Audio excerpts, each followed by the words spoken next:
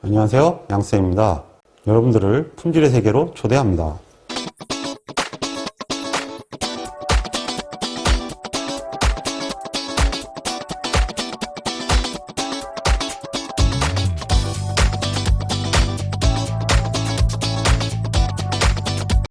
이번에는 상관관계 분석입니다.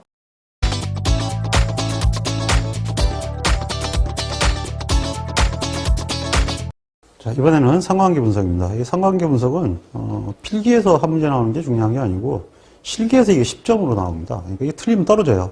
그래서 상관계수만큼은 필기 공부하는 정도로 해서는 안 되고 실기, 필기 같이 하는 형태로 해야 돼요. 그 기초다지기를 최소한 2번씩은 풀어보시면서 객관식 문제를 푸시기 바랍니다. 그거 못 풀면은 시험 떨어진다고 생각하면 돼요. 그거 풀 줄 알아야 합격합니다. 자, 1번 두 변수 간의 관계가 다음 그림과 같을 때를 의미하는 것은, 네, 이게 원래 양상관, 음상관인데 양상관은 플러스라는 얘기고요. 정상관이라는 말을 쓰기도 합니다. 음상관은 마이너스로 부상관이라는 말을 쓰기도 해요. 무상관은 뭐 상관이 없다는 얘기는, 완전 상관은 뭐냐면 일치한다, 이런 뜻입니다. 그래서 이런 말은 안 쓰고요. 세 가지를 기본으로 하고요. 양상관은 뭐냐? 데이터가 이렇게 올라갈 때 이 양상관이다 이렇게 얘기하고, 이렇게 되면 이제 음상관이 되죠. 부, 양, 정 이렇게 됩니다. 이거는 이제 방향을 모르죠. 무상관인데, 무상관일 때는 층별해 본다. 그럼 만약에 이건 남자고 이건 여자다. 그럼 둘 다 이렇게 올라가는 게 되죠. 그리고 갑자기 또 바뀔 수도 있죠. 그래서 이제 층별을 해봐야 된다. 뭐 이런 얘기가 이제 따로 이 무상관일 때는 얘기가 나옵니다. 완전 상관은 다른 게 없고요. 그냥 회기선을 찍었더니 다 일치한다. 이러면 그러니까 완전히 그 회기선 위에만 있을 때 이때 완전 상관이다 이렇게 얘기합니다. 상관관계 분석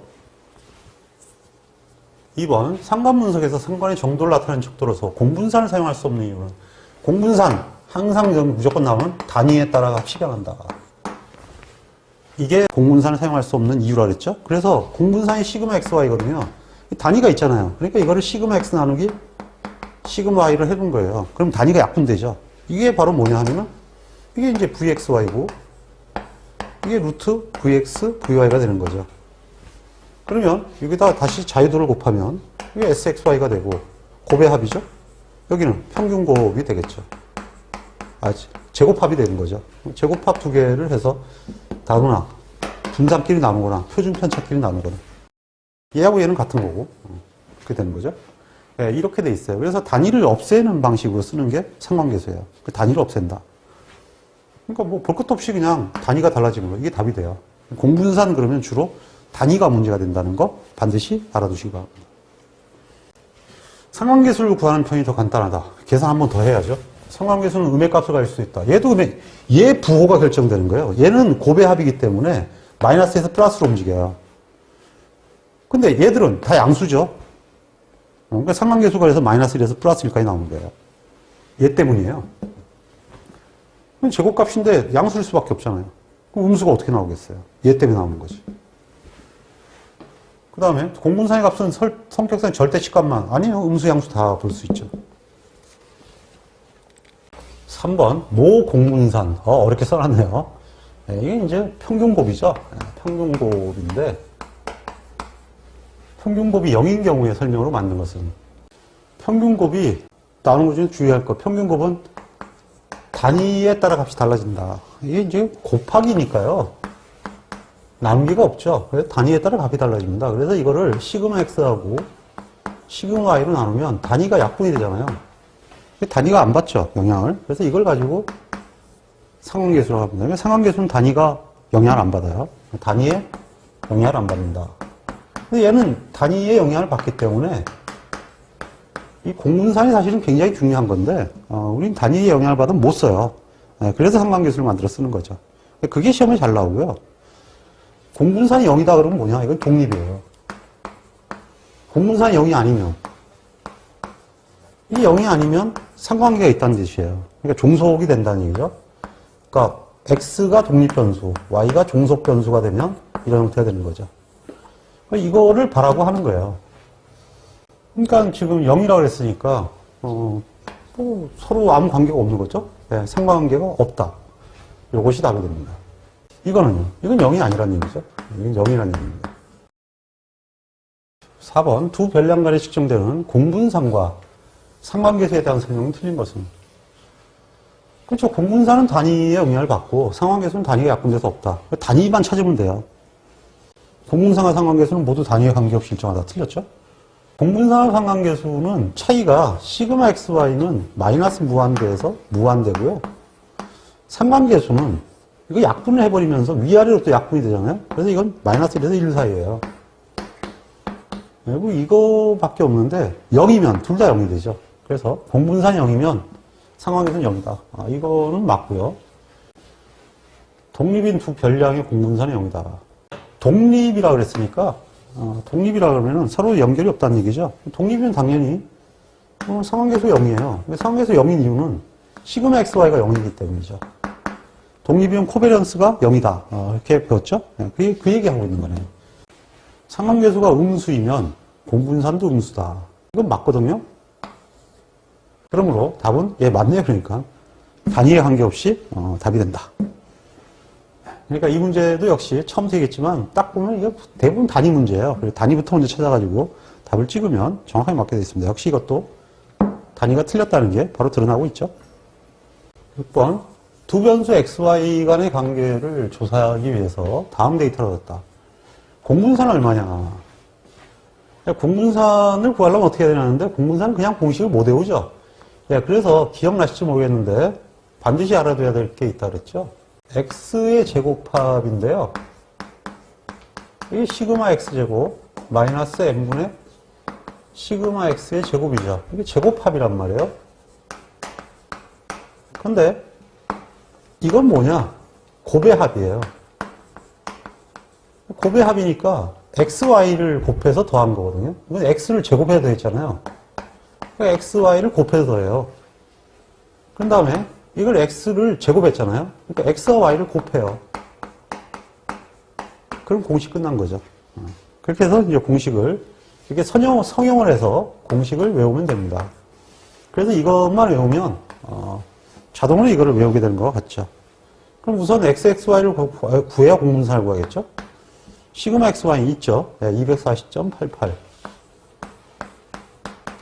그 다음에 시그마 x가 35.7, 시그마 y는 33.6인데 데이터가 5개죠.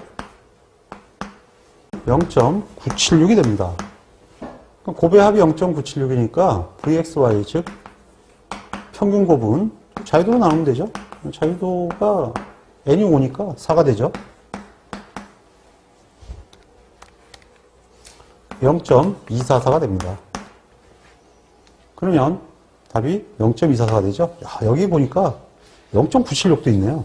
이거 흉악하게 문제를 출제해 놨습니다. 저건 이제 완전히 낚시밥이에요. 7번 상관관계 분석에 대한 설명 중 틀린 것은 두 변수 사이에 상관 분석할 때는 그러죠. 산점도로 보면 좋겠죠. 이건 맞다고 봐야겠네요.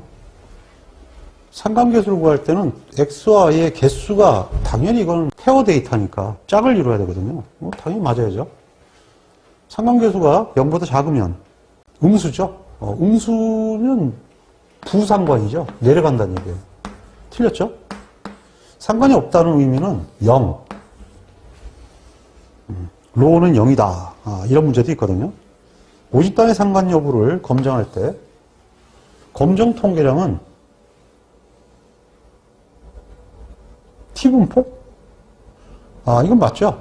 그 상황 분석을 하는 것 중에서 T검정이 있죠. 이게 뭐냐면 상황계수가 존재한다. 상황계수는 존재하지 않는다.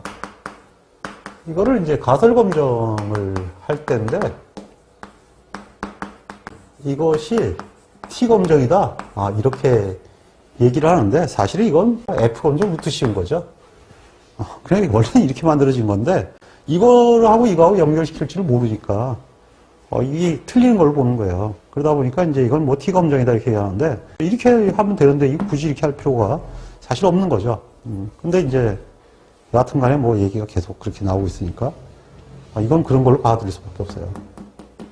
그래서 이제 T분포 그러면 저도 간혹가다 좀 뜬해요 갑자기. 그래서 답은 3번이 됩니다. 9번 상관계수에 대한 설명으로 틀린 것은 상관계수는 그렇죠. 마이너스 1에서 1 사이의 값을 가집니다. 그럼 뭐 그렇게 만들어 놨으니까 그렇게 되는 거죠. 0보다 크면 점, 0보다 작으면 부, 답이 이거겠네요. 틀린 거니까. 3, 0의 점이 일직선상에 있으면 자 모든 점이 3점 사이에 있으면 이거 완전 상관. 뭐 물론 이렇게 돼도 완전 상관이죠. 예, 완전 상관입니다. 그러므로 강한 상관계가 있다. 이렇게 해야 돼요. 강한. 이렇게 답을 쓰셔야 됩니다. 11번 상관계수에 관한 설명으로 틀린 것은 상관계수는 R인데 상관계수를 제곱하면 그건 당연히 결정계수가 되죠. 결정계수는 또는 상관계수의 기열이다 이런 별명으로 쓰이죠.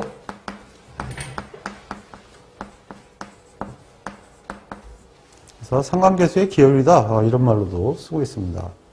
두 변수 간의 관계가 적을수록 상관계수는 0에 가까워진다. 예, 이건 맞네요. 두 변수 간의 관계가 적다는 얘기는 관계가 없다는 얘기죠. 없어지면 0에 근사하겠죠. 예. 어렵게 써놨네요. 상관계수의 값이 1에 가까울수록 이거는 완전 상관에 가까워진다는 얘기죠. 완전 상관이 되면 이 2반이 잘 틀리죠. 경향성으로서 3포는 작아진다, 일치한다로 가게 되죠. 아까하고 똑같은 문제네요. 그럼 답이 틀린 거니까 3번이 되겠죠. 상관계수의 값이 마이너스 1에 가까울수록 이건 음상관이죠. 예. 일정한 경향성으로서 3포는 그렇죠. 일치하게 되죠. 그러니까 마이너스 1이 되면 완전히 일치합니다. 뭐 1이건 마이너스 1은 일치하는 거고요. 가까이 갈수록 그래서 줄어드는 거죠. 이와 같은 식이 되는 거죠. 12번 상관계수 R에 대한 설명 좀 틀린 것은 상관계수 R은 X와 Y의 관계 아니에요? X와 Y의 관계인데 두 개의 변량의 X와 Y가 있을 경우 X와 Y의 선형관계를 표시하는 척도 그렇죠? 예. X가 증가하면 Y도 증가한다. 그럼 양의 상관이죠. 예. R이 0보다 크다. 예. 이렇게 해야죠. 상관계수의 제곱의 값을 기열이라고 한다. 맞죠? 그 다음에 R의 값이 1이나 마이너스 1이다 라는 얘기는 뭐냐 하면 모든 점이 상관선에 있다는 얘기예요. 일정한 경향성부터 3포는 없어진다, 작아진다. 이렇게 해야죠. 극단적으로 3포가 하나도 없으면 직선행이 되는 거죠. 그래서 답이 4번이죠. 13번 상관계수를 구하는 공식으로 맞는 것은 이 상관계수를 구하는 공식은요. 원래 로그라는 것 자체가 이렇게 만들어진 거예요. 그러니까 표준편차끼리 비교를 하는 건데 이건 곱이고 이건 각각이죠. 얘는 결국은 이거하고 같은 거예요. 이건 이제 분산으로 나타내면 이렇게 들어가게 되죠. 이렇게 들어가게 되고 얘는 얘하고 사실은 같은 값이고요. 여기다가 이제 각각 자유도를 곱하면 이렇게 되는 거죠. 예, 뭐 이런 식으로 방향이 바뀌어 나가는 거니까 같은 것끼리, 제곱합끼리, 평균끼리, 표준편차끼리 이렇게 알고 있으면 됩니다. 그러면 쉽게 볼 수 있는데요. 이건 뭐예요? n 플러스 1이네요. 이거 틀렸죠? n-1이 각각 곱해지면 이거 제곱합끼리라는 얘기거든요. 근데 플러스 1이 들어가 있네요. 뜬금없이. 다 마이너스로 바꾸면 그렇죠? vx의 자유도 이거죠, 이거. 각각 이것끼리 한다는 거고 이거 약분하면 결국은 이렇게 되는 거예요. 그러니까 같은 거라는 걸 알 수 있는데 요게 틀렸죠, 플러스가. 그래서 오답이네요. 맞는 것은 틀렸고 얘는 이게 XY가 들어갔는데 도대체 족보에도 없는 그런 게 들어갔어요. 여기가 XY가 들어오고 XX, YY 이렇게 돼야 되죠. 여기에 맞겠네요. 왜냐하면 이것이 바로 뭐예요? 이게 SX죠. 그럼 요거는 XYY는 그럼 이건 뭘까요? 얘들 대신에 얘를 썼고, 이거 대신에 곱했죠. 그럼 이건 SXY가 되죠. 그럼 답이 요게 된다는 얘기죠. 이건 맞네요. 이건 뭐예요? 땅에 비가 내리네. XY, XX. 비. 기울기죠? 네, 그래서 비가 내리네. 기억나시나요? 그래서 이와 같은 식으로 되어 있는데 요거는 맞을 동 하다가 틀렸죠. 식들이 딴 데로 3,000번 빠졌어요. 답은 3번이 됩니다. 요 개념만 명확히 알고 계시면 틀릴 게 없어요. 14번 어떤 제품에 대한 온도와 치수 사이 관련성을 조사하기 위해서 상관 분석을 실시했더니 다음과 같은 데이터를 얻었다. 상관계수는 얼마냐? 상관계수는 뭐 SXY를 루트 SX, SY로 나누는 거죠. 이게 137이라고 했고 여기가 331 곱하기 253이니까 여기 0.473인데 이게 n에 따라서는 상관관계가 0일 수도 있겠네요. 상관계수의 값은 나오겠지만 모상관계수는 0이다. 그럴 수도 있어요. 15번 뭐 잡다하게 줬는데 상관계수는 얼마냐? 이렇게 물었는데요. 이거는 징한 문제네요. 이건 뭐 다 구해야 되겠는데요? SX부터? 먼저 SX는 다 구해야 되잖아요. 이거. Y도 구하고 SXY 그리고 SYY 이 셋 다 구해서 이거 곱해서 상관계수를 만들어라. 뭐 이런 얘기죠. 기네요. XX부터 하면 제곱 380 마이너스 각자의 제곱 18의 제곱 나누기 몇 개죠? 32개? 32개. 이거 얼마인가요? 369.875가 됩니다. YY는 이거죠. 145 45 32 그러면 81.71875가 되죠. XY는 어떻게 되나요? 두 개가 곱이 돼야죠. 곱의 합 175 곱 X와 Y의 곱 18 곱하기 45 N은 똑같고요. 자유도 같으니까 이건 항상 같아요. 149.6875다. 그러니까 149.6875를 369.875 81.7185 0.860988 861이라는 얘기인가요? 답은 4번이 되겠네요. 꽤 길죠? 이것만 해도 꽤 기네요. 이거 문제 나오면 좀 우울하죠? 계산이 많으니까. 이거 가지고 계속 문제를 낼 수 있어요. 뭐 기여율을 구하라 그러면 이건 뭐 SSR을 구하라는 문제도 낼 수 있고요. 이렇게 풀면 되죠. 네, 하늘에서 비가 더블로 내리네. XX에 XY 두 개 내린다는 얘기죠. 그럼 이제 레인이 2, 1, 2 두 개가 내린다. 뭐 이런 것도 구할 수 있고 비를 구할 수도 있겠죠. 네, 비는 하늘에서 비가 내리네. 뭐 이런 것들이 추가로 나올 수 있고 뭐 여러 가지 형태의 문제가 나올 수 있습니다. 그리고 상관계수가 나왔으니까 결정계수를 구하시오. 뭐 그럴 수도 있을 거고요. 코베리언스를 구하시오 할 수도 있죠. 이거 가지고 서로 하나로 나누면 코베리언스가 되니까 등등의 문제가 나올 수 있습니다. 16번 회기계수의 기여율. 회기직선의 기여율이니까 결정계수죠. 회기직선의 기여율은 상관계수의 제곱과 같다. 당연히 맞는 얘기가 되죠.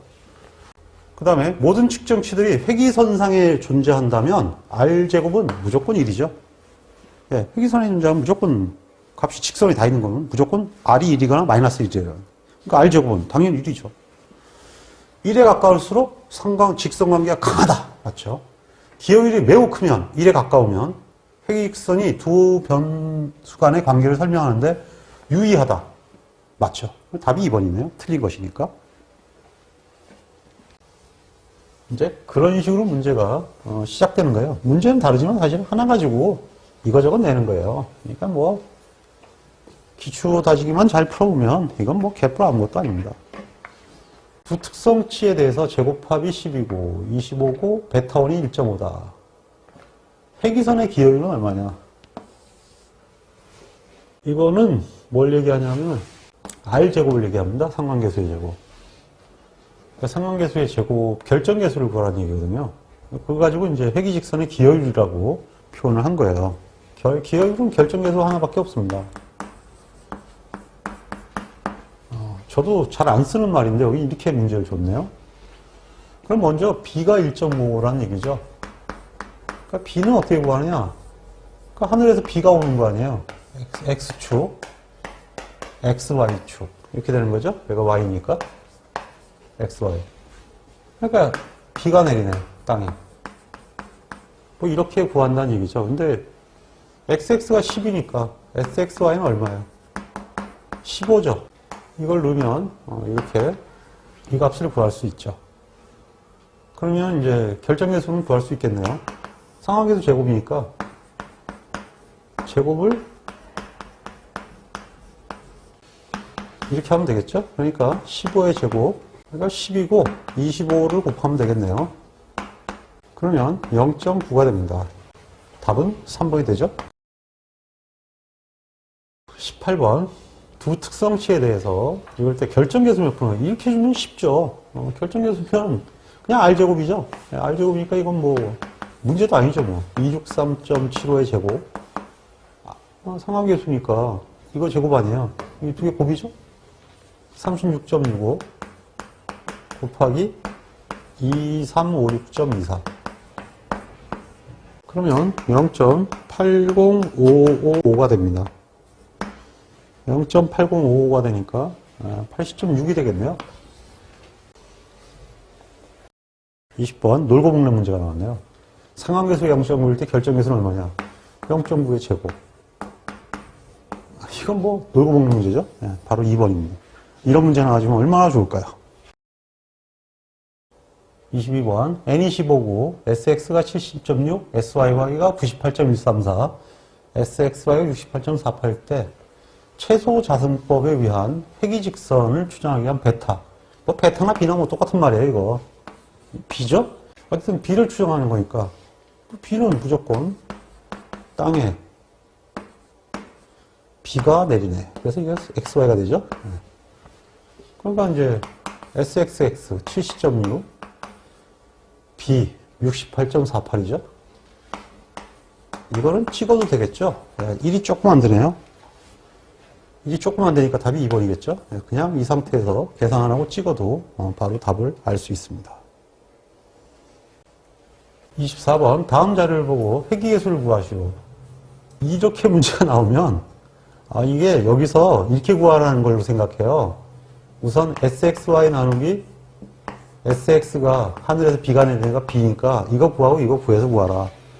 그래서 이제 열심히 구하거든요. SXY는 시그마 X제곱 마이너스 N분의 시그마 X의 제곱이니까 201 마이너스 5개죠? 5분의 29의 제곱이다. 그래서 32.8이고 이게 SX죠? SX고 SXY는 시그마 XY 마이너스 바꾼 거니까 마이너스 N분의 시그마 X 시그마 Y니까 시그마 XY가 180이죠? 데이터가 5개고 이번에는 얘들 둘이 곱이죠? 29 곱하기 27 그러면 23.4가 되네요. 그러니까 23.4 나누기 32.8이니까 0.71341이거든요. 그러니까 대충 답이 이건데 713이다. 답이 나오죠? 근데 답은 나오는데 이거는 이렇게 안 구해도 되고요. 이거 XY 데이터 아니에요. 그러면 이걸 계산기에 넣어요. 상관이기 때문에 리그레이션이 나옵니다. 리그레이션을 보면 B는 이렇게 구했거든요. 보일라나 모르겠는데 숫자가 읽어지죠? 0.7341 그냥 그대로 값을 구하면 이게 나오는 거죠. 0.72341이 나왔거든요. 그러니까 이렇게 바로 계산기로 데이터를 넣어서도 구할 수가 있어요. 그러니까 이걸 아는 사람은 이걸 이용해서 구해도 되고, 뭐하러 그래요? 그냥 계산기 데이터 넣어서 그냥 구하면 되지. 네, 그래서 이제 두 가지로 다 구할 수 있는 그런 문제가 되겠습니다. 25번. 어떤 제품에 대한 경도와 파괴 강도와의 관계를 데이터를 변환해서 XY의 상관계수로 했더니 0.852였다. 원래의 데이터의 상관계수는 볼 것도 없이 0.85다. 이렇게 되죠. 왜냐하면 상관계수는 단위에 따라 변화가 없다. 그 단위가 변화가 없거든요. 이게 상관계수인데 단위가 변화가 다 주잖아요. 그러니까 이게 전혀 없죠. 그러면 B는? 아니, B는 하늘에서 비가 내리네. 단위가 틀리잖아요. 그래서 X와 Y의 영향을 받죠. B는 단위 영향을 받는데, 이건 B죠? 네, 이건 R이죠. R은 영향을 안 받아요. 그래서 그냥 그대로 똑같습니다. B는 이거를 역으로 하면 된다 그랬죠? 네, 역으로 하면 돼요. X, Y, XL을 이거 어떻게 구하느냐? 이거 하등 고민할 거 없다 그랬죠? 역으로 하면 돼요. 10, 10이네요. X, Y가 10, 10이거든요. X, Y. 여기는 X, X로 해야죠. 10, 10이죠? 얘는 이것도 똑같네요. 같은 배수로 들어가면 B도 같아요. 어차피 약분이 똑같아지니까. 그래서 B를 구할 때는 설명을 해놨으니까 유튜브 참조하세요. 그거 방법 알아야 돼요. R이 나오면 쉬운데요. 간혹가다 B가 나올 때도 있어요. 물론 뭐 기사만 한 두어 문제 나온 적이 있는데 그래도 알아두는 게 좋아요. 26번. 두 집단으로부터 추출된 n쌍의 자료를 이용해서 두 집단 간의 모상계수가 0인지를 검증하고자 할 때 사용되는 검정 통계의 자유도가 어떻게 되느냐. 모상계수가 0인지를 검증하고자 할 때 사용되는 검정 통계량은 일단 이렇게 되는 거죠. 로우는 0이 아니다. H로는 로우는 0이다. 이때 검증하는 것이 T 검정이거든요. 이제 공식을 외우는 분이 많지는 않을 건데, 사실은 이제 이것은, 이론에서 설명한 대로 여기서 유래한 거예요. 이게 이제 SS가 Y가 SYY죠? 여기는 이제 하늘에서 B가 더블로 내리네. 이렇게 되죠? 여기가 이제 SYY 마이너스 SXY 제곱 나누기 SX가 되는데, 자유도가 이거 1이죠. 이거 n-1이란 말이에요. 여기가 n-2가 돼요. 근데 이제 이것을 이거로 나누면 분산비 아니에요? 이게 이제 t, f 값인데 이걸 루트를 씌우면 t가 되죠. 이게 루트를 씌운 게 바로 이거예요. 그러면 이제 저걸 루트를 씌웠다는 얘기가 뭐냐면 이걸 sy로 나눠요, 둘 다. sy로 나누면 이건 뭐가 되겠어요? 결국은 sx, xyy, sxy 제곱이니까 r 제곱이 되는 거예요. 저거는 그냥 얘가 r 제곱이 되는 거고 얘는 뭐가 돼요? 이걸 나누면 이게 1이죠. 1 마이너스 r 제곱. 여기는 1 마이너스 r 제곱이 되죠. 그러면 이제 계산하게 되면 r 제곱 나누기 1 마이너스 r 제곱인데 이렇게 되면 이게 제곱합 아니에요? 여기서 자유도로 나누면 1과 n 마이너스 2죠. 1 나누고 이걸 n-2도 나눠요. 이게 f 아니에요? 그러니까 이게 f니까 이걸 루트를 씌운 거예요. 루트를 씌우면 이게 뭐가 돼요? r이 되죠? 여기는 1-r 제곱 나누기 n-2 루트. 그래서 자유도가 n-2가 되는 게 원래 이 검정에 비해서 나가기 때문에 이렇게 된 거죠. 그래서 이제 f분포에 루트 씌우면 되는 거니까 공식 잘 생각 안 나면 이렇게 해가지고 유도를 해도 실기시험 같은 경우는 푸는 문제가 되니까 나올 수가 있어요. 근데 필기시험에서는 그냥 자유도를 물어본 게 많아요. 상관관계를 검증할 때는 평균 다음에 상관계수가 들어간다. yi-y 바 사이에 at가 들어가죠. 그래서 이제 하나가 더 쪼개지는 거예요. 그 두 번 빼는 게 되는 거죠. y바도 한 번 빼고 y-at도 빼고. 그래서 자유도가 n-2가 되고 여기가 자유도가 1이 된다. 그래서 이제 그러니까 n-2가 되고 얘가 자유도가 1이 되니까 합치면 n-1이 되죠. 얘는 n-1이고 이건 n-2, 이건 1이다. 이렇게 이해하고 있으면 객관 시험은 뭐 이까지 몰라도 거의 대부분 다 맞을 수가 있어요. 27번. 이건 상관계수의 검정 문제로 이제 이거 가지고 얘기하는데 사실은 이거, 여러분들이 배우긴 배우는데요. 저는 이거 가르치는 사람들 보면 좀 이상해요. F 검정 아누바로 하면 되는데 이걸 굳이 왜 하는지 지금도 저는 잘 모르겠어요. 어려운 걸 괜히 복잡하게 해서 시험 문제만 내는 거거든요. 알파 이퀄 오플하고 세 번째는 T 검정을 하는데 왜냐하면 이게 정규 검정은 안 따라요. 비대칭 구조이기 때문에 사실은 T도 F를 루트를 씌웠으니까 간 거지 정상적으로 가는 게 아니에요. 그래서 이게 실내 구간이나 이런 것들이 의미가 없거든요. 실내 구간 할 때는 결국 어떻게 해요? 하이퍼탄젠트 함수로 고치잖아요. 고쳐서 할 수밖에 없는 게 비대칭 구조이기 때문에 근본적으로 G건 T건 원래 안 되는 거예요. F의 관점에서 루트를 씌워가지고 상관계수의 힘이 얼마다 이거 검증하는 거지 사실 다른 것도 아니거든요. 그러니까 이게 사실 그냥 그대로 이 공식이 들어가는데 이렇게 하면 되는데 이거 너무 길잖아요. 그러니까 얘들이 바꿔요. 이거 뒤집어서 이렇게 바꾸죠. 근데 시험 문제는요. 이것만 알고 있으면 객관식은 돼요. n-2가 주로 틀리는 거예요. 이거 아니잖아요. 이거 아니면 이거죠. 네. 딱 이건 그런 거죠. 그 다음에 여기는 R, 여기는 1-R 제곱이에요. 그래야지 이거 벗기면 같아지는 거죠. 약분돼야 될 거 아니에요. 그러니까 당연히 이게 제곱이 들어가 있어야 되는 거죠. 답은 이거죠. 이건 루트가 벗겼으니까 R이고요. 루트 벗기기 전에는 제곱이다. 그래서 답은 4번이 됩니다. 28번 상환계수 검정에서 R표를 활용한다 했는데 이건 사실 T검정이에요. R검정의 T검정으로 치환하는 과정을 상환계수 이론 설명에서 해놨죠. 예, 그래서 R표는 똑같은 건데요. 이건 뭐 무조건 똑같아요. 근데 한 가지 차이는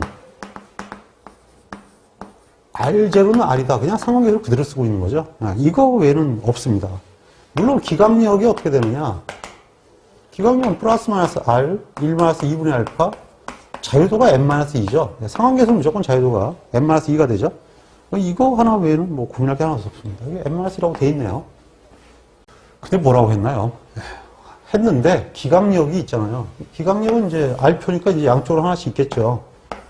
근데 큰 놈보다 크고 이 R인데 작은 놈보다 작으면 당연히 기각력력에 있는 거죠. 기각력에 있으니까 H로 기각인데 H로 기각이면 상하관계가 있는 거예요. 왜 그러냐 하면 원래는 대부분 독립이거든요. 그러니까 이게 독립이다 이런 뜻이에요. 시그마 x가 0이니까 독립이다. 코베란스가 0이다 이런 얘기죠. 이건 코베란스가 0이 아니란 얘기예요. 그럼 0이 아니면 종속이란 얘기죠. 함수를 같이 쓰니까. 그래서 y가 종속이다 이런 얘기죠. 이런 뜻이 되기 때문에 기본적으로 상관계수 자체가 그 뜻이거든요. 그래서 이거는 당연히 상관계가 있다는 뜻이죠. 그래서 기각이 됐죠. 둘 다 기각이 되는 상태를 얘기하는데 상관계수가 있다고 판정한다. 그것을 유도하는 거예요. 그러니까 여러분들이 보통 기각한다 그러면 없다고 생각할 수 있거든요. 그래서 그 개념을 모르기 때문에 낚싯밥 문제로 내는 거예요.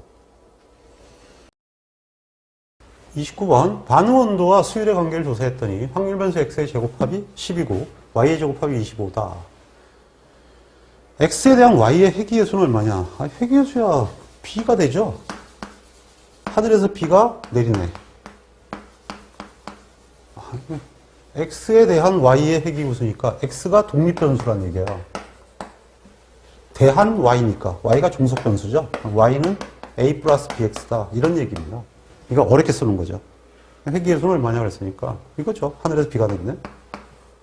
그러니까 15를 10으로 나누니까 1.5죠.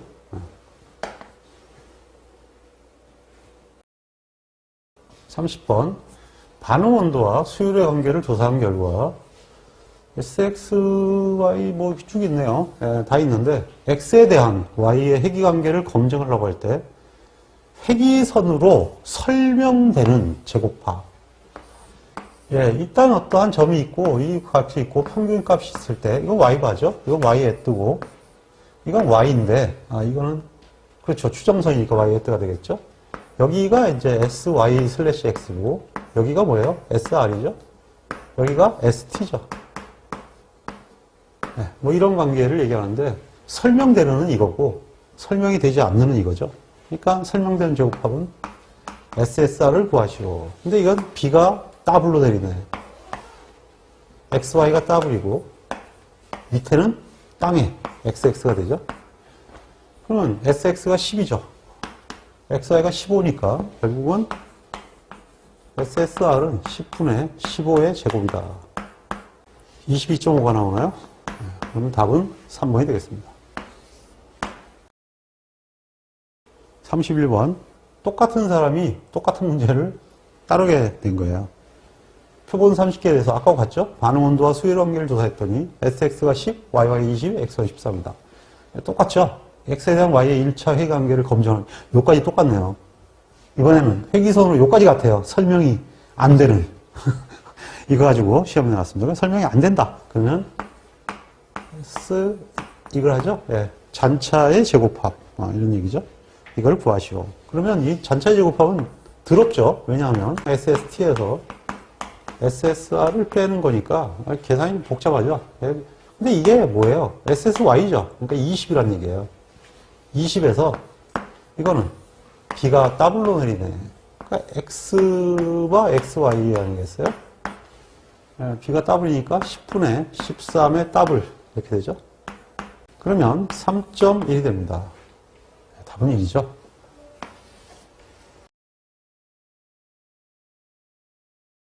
(32번) 다음의 두 삼각도에서 x와 y 사이의 상관계수에 대한 크기를 비교한 것으로 옳은 것은. 이건 굉장히 중요한 문제예요. 상관계수에 대한 크기를 비교한 것이다. 예, A, B가 되면 대개가 상관계수 이게 크다고 생각하기가 쉬워요. 이거보다.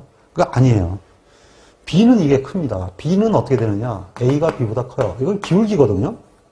기울기니까 지금 당연히 기울기 각도 이게 크잖아요.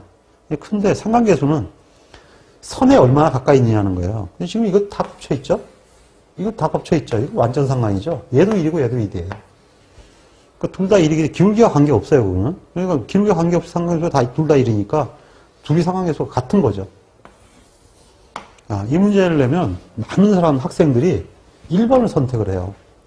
1번 선택하는 사람이 2번 선택보다 많습니다.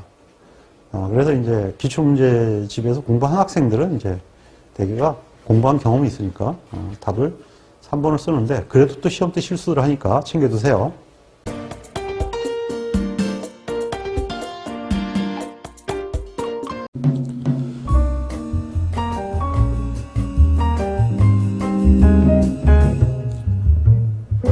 품질 경쟁력은 제때 제대로 행하는 것입니다. 양쌤의 품질 경영 산업기사를 활용해서 반드시 원하는 자격증을 취득하시고 품질에 관한 전문가가 될 수 있도록 응원하겠습니다. 홍콩 파이팅!